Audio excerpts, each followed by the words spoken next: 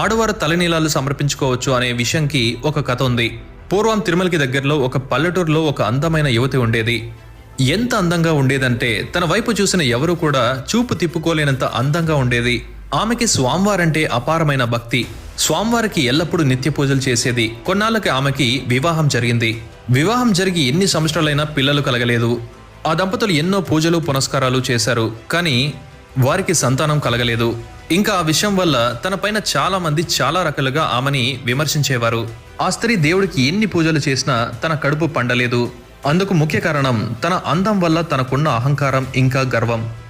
ఒకరోజు తను వెంకటేశ్వర స్వామివారికి పూజ చేసి ఇలా వేడుకుంటుంది, స్వామి, నా అందం వల్ల నేను చాలా అహంకారం ఇంకా పొగరుగా ప్రవర్తించాను. అందుకు తగిన శిక్ష కూడా నేను అనుభవిస్తున్నాను. నా ఈ అహంకారాన్ని నీకు సమర్పించుకుంటున్నా అని ఆవిడ తన తలనీలాలు వెంకటేశ్వర స్వామివారికి సమర్పించింది. అలా సమర్పించుకున్న ఆమెకి సంతాన